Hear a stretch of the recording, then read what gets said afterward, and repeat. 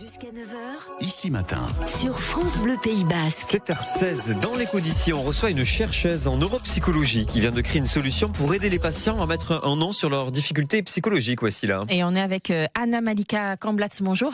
Bonjour. Vous êtes donc chercheuse en neuropsychologie à Urune depuis maintenant 10 ans. Vous avez créé votre société qui s'appelle Emopsy. Vous travaillez sur la régulation des émotions. Vous mettez au point une espèce de test pour déceler en fait nos difficultés émotionnelles au quotidien. Mais est-ce que ça n'existe pas déjà, ça finalement, des tests émotionnels? On en trouve par exemple dans les magazines. On en trouve.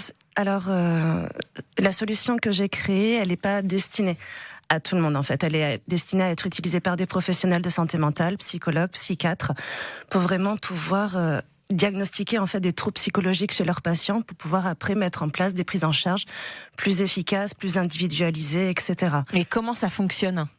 Alors c'est une application en fait qui a dedans un ensemble de 10 tests.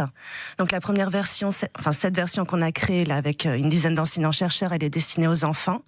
C'est 10 petits tests de 5 à 10 minutes qui en fait permettent vraiment de déceler pour les émotions de colère, joie, peur et tristesse, les difficultés à reconnaître les émotions, à les exprimer, à comprendre les causes d'une émotion dans une situation, et des difficultés aussi possibles à mettre en place des stratégies de régulation. Donc adaptées. des exercices très pratiques pour comprendre qu'est-ce qui se passe finalement dans notre tête.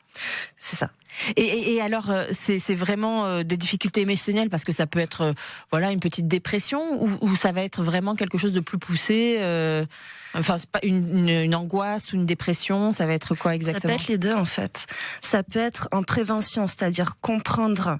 Là, on peut avoir des petites difficultés pour les travailler ensuite avec le professionnel pour pouvoir éviter que ça se transforme en trouble anxieux ou dépressif. Mais ça peut être aussi à l'inverse quand on a un trouble anxieux, dépressif ou autre.